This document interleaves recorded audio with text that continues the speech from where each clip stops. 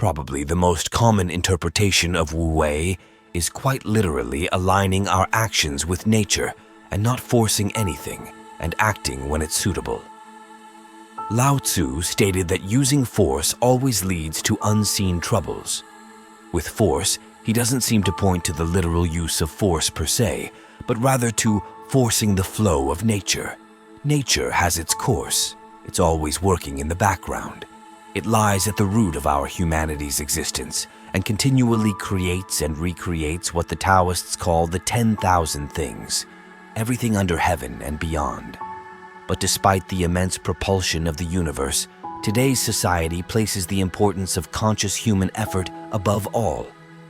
We celebrate effort regardless of its actual effectiveness, as we aim to always be busy for the sake of being busy.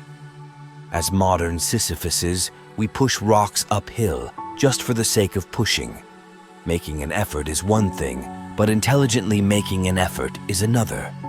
Yes, sometimes hard work is necessary and action is appropriate, but on many occasions it isn't. It depends on the rhythm of the game, on the cards you're dealt, and whether or not it's your turn. Acting out of turn means going against the flow of the game.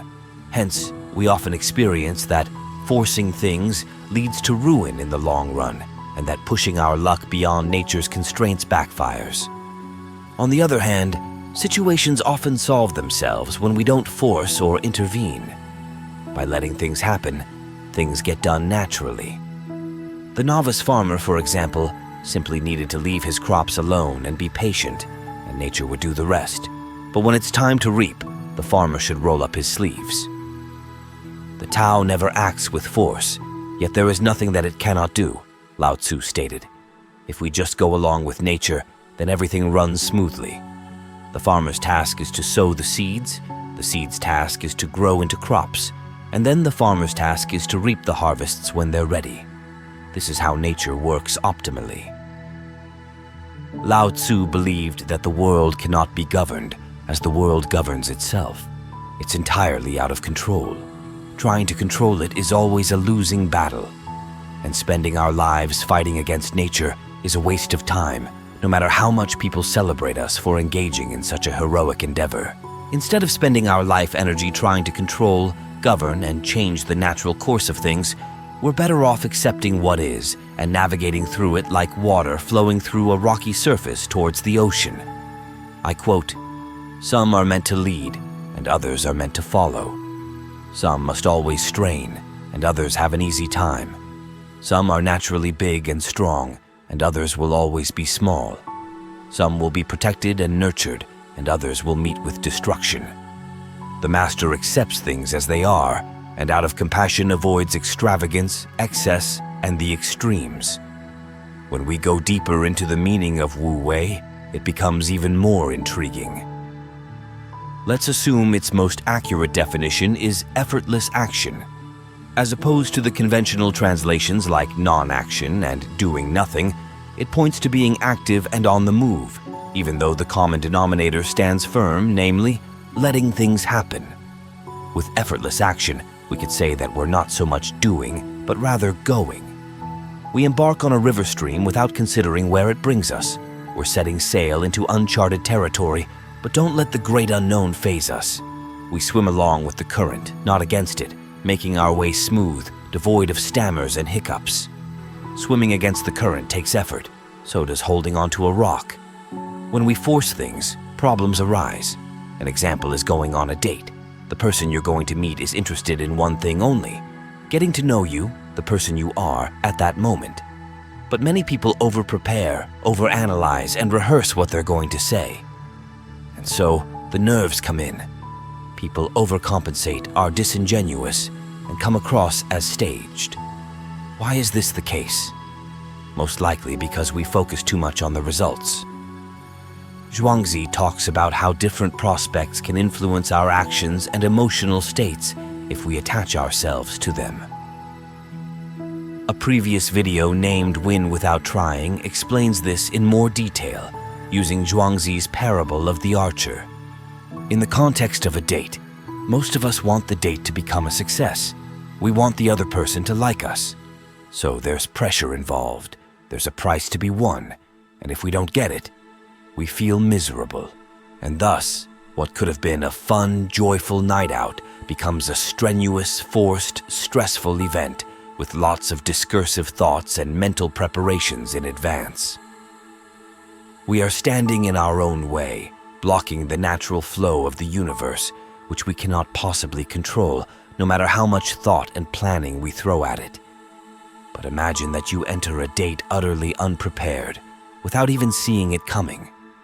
Now you're acting natural and in the moment and spontaneously, as you haven't had the opportunity to overthink. There has been no time for planning, plotting, analyzing, and all that remains is a pure you, present and one with the moment. And most people love that. So, if we manage to let go of the results, we can act more effortlessly and responsively just for the act itself. If we go even deeper, we arrive at the ego and emptiness.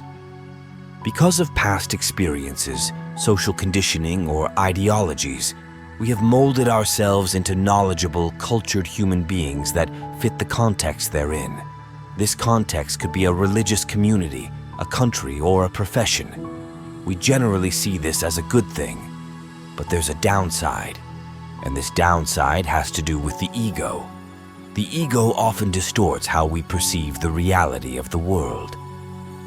When we approach a situation, for example, a conversation with a spouse, the ego tends to fill in the unknown gaps with all kinds of prejudices, fantasies, and convictions. The larger the ego, the more it will dominate the situation, subsequently closing us off from what's truly going on.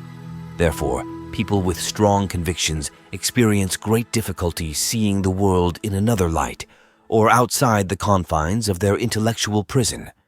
Hence, Lao Tzu urges us to return to a more unprocessed state, which he calls the uncarved block.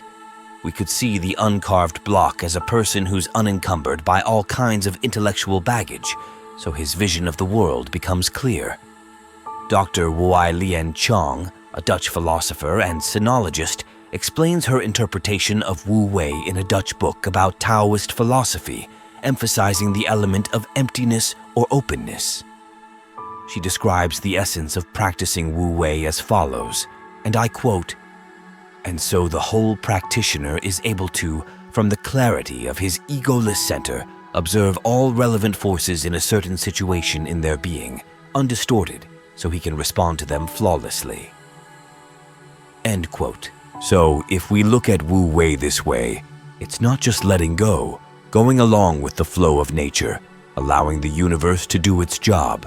It's a much bolder move for which we need a lot of courage. We have to be brave enough to let go of what we've learned, throw our normative frameworks in the trash, and flush our assumptions through the toilet. Or how Lao Tzu put it, and I quote, "Renounce knowledge and your problems will end. What is the difference between yes and no? What is the difference between good and evil? Must you fear what others fear? Nonsense. Look how far you have missed the mark." End quote. Zhuangzi tells us a story about a conversation between Confucius and one of his pupils, Yan Hui. Yan Hui wanted to travel to the kingdom of Wei after he heard about its many problems and tyrannical ruler. So he planned to use his knowledge and wisdom to lecture the king of Wei and steer the kingdom in the right direction. Confucius persuaded Yan Hui not to do it, telling him that his plans were too ego-driven and wouldn't work. After all, no one is waiting for a know-it-all coming out of nowhere, telling you how to take care of your business, let alone a self-absorbed tyrant. But still, Confucius offered an alternative, which he called the fasting of the heart. Confucius described the fasting of the heart as a form of meditation, which leads to letting our preconceptions go and making room to receive. With an open and receptive attitude, Yan Hui would learn about Wei and its king, their customs and beliefs, the situation as it plays out, and eventually be much more capable of lending a helping hand. In this understanding of Wu Wei, we let go of the ego, so we act in accordance with the situation at hand as it is. We let things happen and act responsively, unrestrained by our limited preconceived ideas. Or, as Lao Tzu put it, we return to being uncarved blocks.